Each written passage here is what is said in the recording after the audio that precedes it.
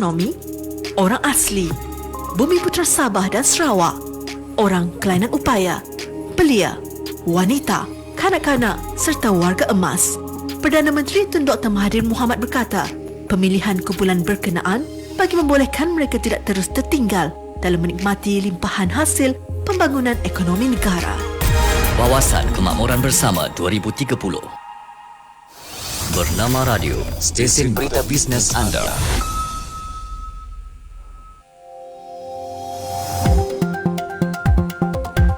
Ya, Bernama Radio, stesen berita bisnes anda. Jangan lupa untuk ikuti podcast Bernama Radio di aplikasi Spotify. Dan waktu ini kita dalam program Action Plan seperti biasa setiap hari Jumaat ya pada pukul 12.30 tengah hari. Dan seperti biasa kita akan bersama-sama dengan GECB dan hari ini kita akan mengupas tentang topik pelan dan bajet pemasaran. Jadi bersama-sama dengan kita ada Encik Fred Wu, CEO GE Consult Asia Sdn Bhd. Selamat datang ke Bernama Radio, Encik Fred Wu. Selamat pagi kepada semua dan Syah. Ya. Okey, ada bisnes tapi tak pandai plan. Dikatakan tak bagus juga. Tahu tak kenapa pasaraya besar sentiasa membuat promosi? Mungkin ada yang tertanya kan, balik-balik ada iklan. Dan promosi itu pula kena je dengan masa-masa tertentu. Contohnya musim cuti sekolah, hari raya, waktu orang dapat gaji. Ini dikatakan mereka dah buat perancangan awal ya. Ada kalender pemasaran serta beberapa bajet yang telah pun diperuntukkan untuk memasarkan produk-produk mereka. Jadi segala-galanya telah pun dirancang dan diurus dengan baik dan kita nak tahulah kan bagaimana plan dan juga bajet dari sudut marketing ini, pemasaran ini. Okey? Dan apa sebenarnya langkah-langkah dalam menyediakan plan dan bajet pemasaran ni, Encik Fred? Sebelum itu izinkan saya terangkan apa sebenarnya pemasaran iaitu marketing. Sebab pada pandangan saya ramai PKS hari ini dari dulu pun tak faham sangat apa sebenarnya pemasaran iaitu marketing. Izinkan saya terangkan, marketing ialah satu proses untuk memenuhi keperluan dan kehendak pelanggan dengan keuntungan. Iaitu proses to satisfy customer sebenarnya. Jadi bila kita buat satu budget, kita kena pastikan pemasaran strategi kena ada. Okey, apa yang sebenarnya langkah-langkah pun apa yang kena ada? Pada pandangan saya, yang pertama, langkah yang kena ada iaitu objective setting. Kalau tidak, soal ataupun masalah kita yang akan alami ialah kita tak tahu juga sebenarnya yang di mana kita kena buat iklan, macam mana kita buat strategi dan sebagainya. Kalau tidak, konsep marketing ini kita cuma anggarkan, dia cuma buat iklan. Pernahkah kita cakap kan, saya nak buat bisnes, jom kita buat marketing. Marketing sebenarnya kita rasa buat Facebook ke, Twitter ke, yang mudah-mudah free kan macam tu. Itu buat listing mana ke online. Dan sebenarnya pemasaran itu bukan sahaja iklan. Kita kena fikirkan macam mana kita kena strategisekan, iaitu kita kena set objektif dulu. Okay? Lepas tu kita kena set strategi marketing. Lepas tu yang langkah ketiga, kita kena buat pelan tindakan. Dan secara ringkas, sebenarnya marketing kena ada dua unsur yang amat penting bagi saya, iaitu internal marketing dan external marketing. Yang dulu ataupun selalu kita sebut, jom kita buat marketing, itu sebenarnya external. External iaitu ada beza. Nah, internal marketing sebenarnya iaitu proses untuk promosikan maklumat dalam syarikat. Jadi maknanya maklumat sebelum dikemukakan, ataupun pricing, ataupun margin, profit margin, strategi dan sebagainya, perlu ditentukan sebelum dikemukakan. Itu internal.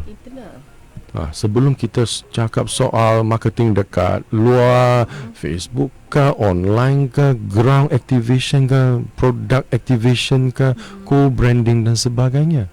Lepas tu kita baru sebut external. Itulah sebab saya nak tegaskan sebenarnya soal marketing ini perlu kita ambil berat lah. Baik, itu dia kan ya. Dan kalau kita lihat kan Cik Fred, ramai yang merasakan contohnya mereka telah keluar modal untuk keluarkan produk servis mereka. Jadi dirasakan macam marketing ni benda perkara yang tidak penting. Saya pernah dengar ada seseorang ini berkongsi kadang-kadang bajet untuk buat marketing lebih besar daripada bajet keluarkan produk ataupun perkhidmatan. Betul ke? Ada, disebabkan kiraan itu tak tentu dan internal marketing yang tadi saya sebut tak dibuat. Baik. Itulah sebab katakan kita ambil contoh nasi lemak lagi. Okey. Now, sekarang saya nak buat nasi lemak yang saya rasa sedap sekali. Betul. Tapi tanpa ambil berat kan, sebenarnya kos-kos saya sudah tambah nilai. Kononnya luar sekarang jual RM1, tapi sekarang saya nak jual RM2. Tapi saya tak ambil berat, sebenarnya kos saya sudah mencapai RM1.50. Sebenarnya saya sudah masuk kan kos marketing, kos apa-apa kan. Saya tak ambil kira, jadi profit saya akan kurang. Sebenarnya 50%. Tak ambil kira juga apa masalah juga kononnya ada taxation kan dan sebagainya lah. Jadi pada pandangan saya, sebelum kita mempromosikan sesuatu, jadi produk kami kos kena masuk. Baik. Terutamanya marketing. Jadi biasanya yang saya lihat lah, averagely, banyak bidang lah kan, averagely cost marketing itu tak boleh mencecah ataupun melepasi 30% daripada kos produk. Okey, baik. Bukan revenue bukan jualan So cost produk itu kena dalam link the range lah within 30%. Baru boleh dikatakan selamat lah. Katakan kos itu RM100,000. Okay, jadi 30% itu katakan kos, maknanya RM30,000 kan. Ya, itu untuk marketing RM30,000 tu tadi. Ya bukan. Jadi maknanya kos marketing itu 30% lagi RM9,000 sahaja. Baik, daripada RM100,000, lepas tu kos produk itu 30% RM30,000, lagi susulan itu tolak lagi 30% daripada RM30,000 tadi. RM9,000. Itu maksimal. Dan ramai PKS tak ambil kira ini. Mereka cuma rasa hari ini saya nak buat sini, lepas tu esok ataupun minggu lepas saya nak buat sana. Okey, saya bagi satu bayangan. Katakan sekarang kita dekat satu kita nak pergi laut buat tangkap ikan. Kononnya pelanggan. Okey. Jadi kita pun tahu laut itu besar. Luas kan? Jadi hari ini boleh kita rasakan saya nak tangkap ikan banyak. Jadi saya nak pergi Pulau Langkawi. Jadi selepas sebab saya tak buat objective setting, saya tidak buat strategy plan, saya tidak buat action plan juga. Saya cuma rasa kononnya Langkawi sana ada banyak ikan. Selepas 2 minggu saya dapati tak ada. Dan bajet sudah pakai, habis wang juga. Apa kata pada esok saya rasa pun saya pergi ke pulau yang lain. Jadi sebenarnya PKS sekarang hari ini mengalami masalah ini. Mereka buat iklan dan buat apa-apa saja berdasarkan marketing sini sana. Itulah sebab kita kena buat plan-plan yang teliti lah. Baik. Okey, dan kita bersama-sama dengan Cik Fred Wu, CEO GE Consult Asia sedang berhad dengan topik kita pelan dan bajet pemasaran. Kita nak tahu juga Cik Fred, apa sebenarnya jenis-jenis pemasaran yang ada yang boleh digunakan pakai oleh usahawan-usahawan ini? Bermula dengan bagaimana kesesuaian dengan perniagaan mereka tu? Nah, ini kita kena lihat dari beberapa sudut Yang terutamanya itu fundamental kita kena faham dulu Yang iaitu channel yang kena ada. Pada pandangan saya ada beberapa channel yang kita boleh lihat kita kena lihat beberapa sudut, iaitu yang nombor 1 above the line yang kedua below the line, yang ketiga ground, yang keempat online. Keempat unsur ini memang penting, walaupun saya pun rasa above the line, izinkan saya jelaskan sikitlah. Above the line maknanya jenis promosi yang kita adakan boleh reach the masses, maknanya boleh sampai ke public yang besar. Below the line maknanya jenis promosi itu dia cuma boleh cover beberapa area saja, geographical setting. Maknanya dari segi cost dia lebih rendah. Ground activation biasalah buat roadshow kan. Yang keempat online. Katakan online boleh beberapa jenis lah. Kita pun faham pelbagai lah, social media, website dan sebagainya, ataupun directory listing, katakan Alibaba, katakanlah. Jadi soal Syah tadi ialah kalau PKS pula ataupun saya sebut startup dululah. Startup maknanya dia sales dia tak konsisten. Revenue dia pun tak banyak. Sumber aliran dia pun tak cukup pun. Jadi cabang-cabang ataupun channel mereka boleh masuk mana? Jadi pada pandangan saya balik semula, internal marketing kena buat dulu. Maknanya maklumat kena disiap sedia. Baru boleh masuk kan, baru boleh buat iklan. Jadi bila internal marketing sudah siap, maklumat sudah siap, pricing sudah siap, strategi sudah ada, objektif sudah ada, katakan kita masuk online. Jadi kalau masuk online, kita kena berdasarkan juga beberapa unsur, iaitu 3 unsur juga, iaitu recruit. Bila kita buat marketing, kita kena faham objektif itu recruit customer ke first R, R&R, ataupun to nurture customer, ataupun to retain customer. Apa sebenarnya, jadi mana yang satu mana satu sekarang kan. Jadi dia kena ada susulan. Jadi pada pandangan saya ataupun cadangan saya kepada perusahaan kecil lah, katakan kita boleh ambil recruitment, kita ambil daripada social media sebab dia free. Lepas tu bila kita retain ataupun nurture, kita ambil dalam budget untuk buat website kita. Jadi akhirnya pelanggan akan masuk website kita. Itulah susulan yang boleh dipertimbangkan lah. Sebab kos dia bukan mahal sangat. Cuma dari segi retain, dari recruit sana, Facebook, katakanlah social media, kena dititik beratkan lah, supaya retain boleh diadakan pada website. Itulah strategi pemasaran yang boleh diambil lah. Itulah sebab untuk startup punya company. Untuk startup punya company. Sebab ramai PKS yang saya selalu jumpa ini memang mereka tak ambil kira mana satu objektif yang boleh diambil kira. Sama ada dia recruit ke ataupun to retain ataupun nurture, tak pasti. Tak pasti. Itu yang kita nak kenal pasti dululah. Sebab katakan saya bagi satu contoh. Kita turun padang, kita ambil nasi lemak jual. Jadi cuma jual ke ataupun kalau jual itu recruit and nurture, betul tak? Jadi macam mana kita retain? Kan? Adakah perlukah kita ambil kira juga satu booth untuk buat retain customer, supaya customer itu boleh diulang lagi. Bolehkah saya ambil telefon dia supaya saya boleh WhatsApp, supaya saya boleh buat delivery? Jadi susulan itu kena ada, objektif itu kena set. Bukan setakat cuma buatkan itu booth jual sahaja. Ini bukan strategi yang sustainable lah. Itulah sebab pemasaran ini amat penting. Proses itu kena ditentukan dari mulanya.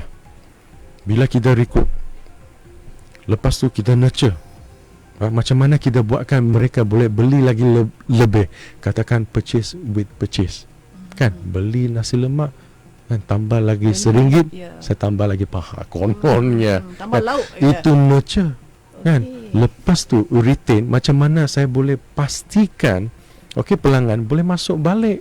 Kan, macam mana informasi, maklumat yang kita boleh buat supaya boleh sampai ke pelanggan dengan kos yang rendah. There's one saying, the cost to retain to recruit one new customer is 7 times higher than to retain. Sebab maknanya kos untuk dapat pelanggan yang baru mahal daripada retaining. Baik. Itulah lebih baik kita kena ambil kira, iaitu bila kita sudah dapat pelanggan, kita kena jaga. Baik. Jadi macam mana kita jaga? Proses-proses pemasaran, iaitu marketing. Itulah fikiran hari ini kita kena tukar sikit lah. Marketing itu bukan cuma setakat iklan lah, iklan sini, iklan sana, dan maknanya kita internal tu tak jaga lagi. kita turun laut tak tahu pergi pulau mana lah. Pulau hari ni pulau sini, esok pulau sana. Mana ikan tu? Kan? Memang laut banyak ikan. Tapi mana strategi? Bukan. Yang first objektif itu kena ditentukan dulu. Lepas tu strategi. Lepas tu kita perlu buat action. Baik, itu dia.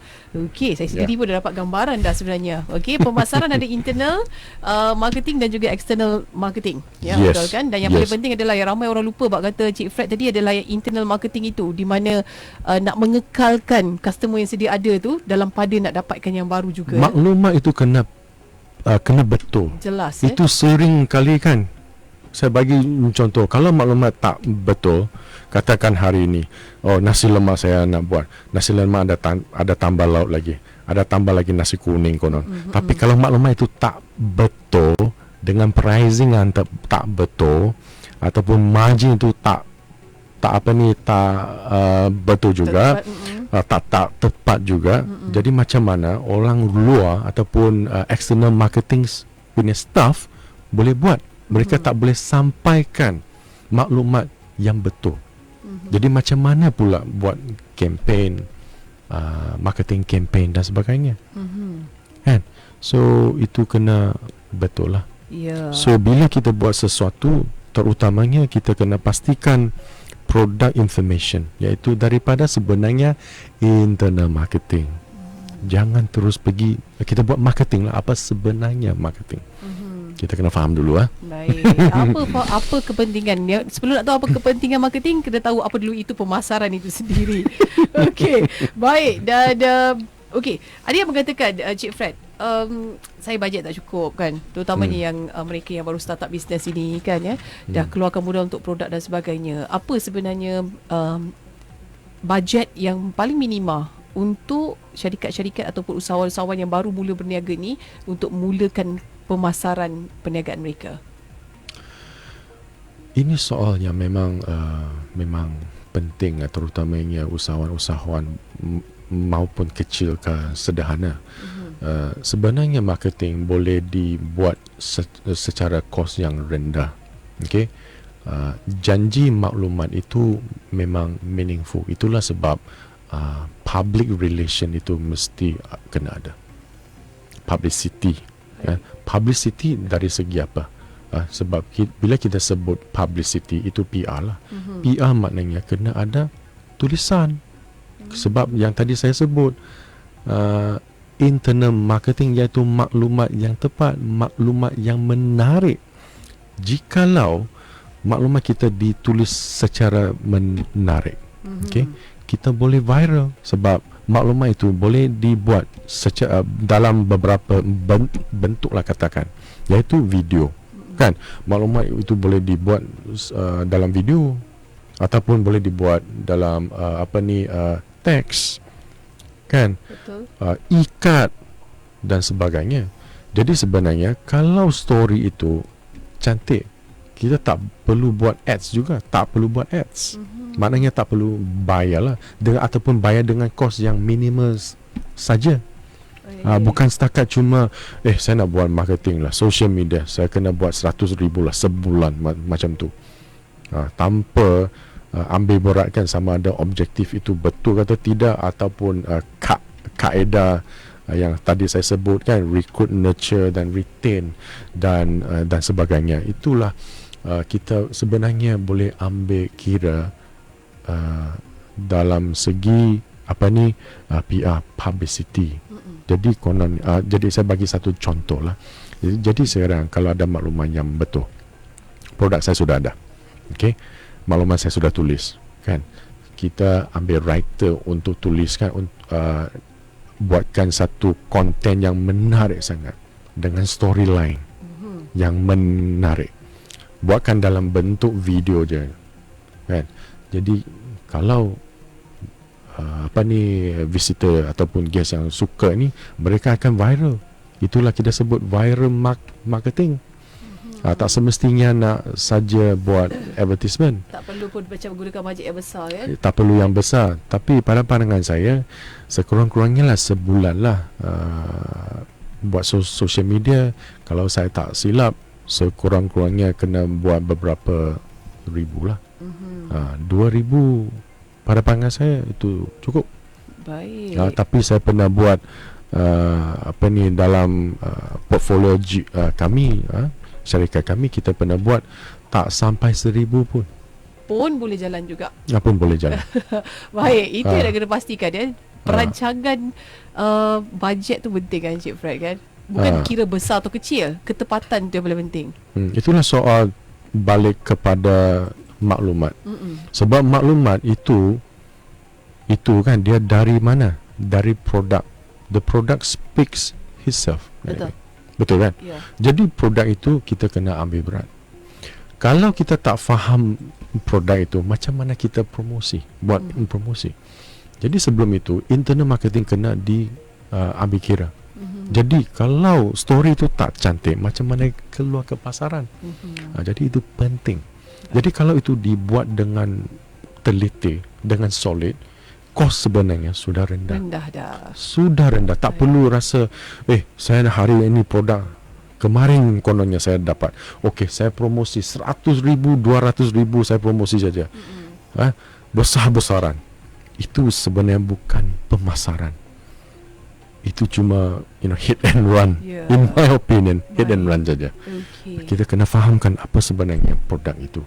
Baik, itu dia, kan, kena faham produk kita, kerana produk sendiri sebenarnya memberitahu apakah sebenarnya kita nak sampaikan kepada pelanggan-pelanggan kita. And then the best advertisement is word of mouth. Okey.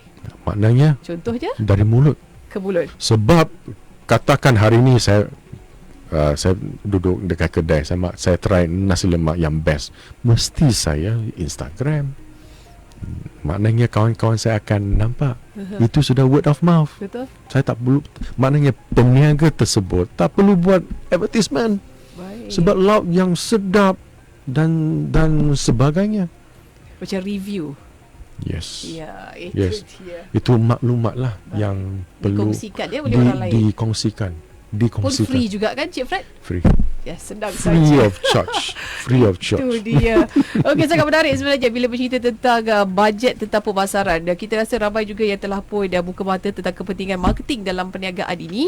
Okey, jadi itu yang membuatkan kenapa perancangan tu penting. Dan seperti yang Cik Fred pesan tadi kat kita, internal marketing, jangan lupa. Jangan asyik tengok yang external marketing saja. Jangan lupa. Ya. Okey, baik. Jadi ini saja masih kita ada, Cik Fred. Kita akan bertemu lagi minggu depan. Terima kasih banyak. Bersama-sama dengan Cik Fred Wu, CEO GE Consult Agency Cedar Berhad, dengan topik kita pada minggu ini, pelan dan bajet pemasaran. Terima kasih, Cik Fred, sekali lagi. Sama-sama. Terus saja dengan Kabar Radio, stesen berita bisnes anda. Bernama Radio, stesen berita bisnes anda. Simon Sinek, pakar motivasi. Small business owners own small businesses, and entrepreneurs solve problems.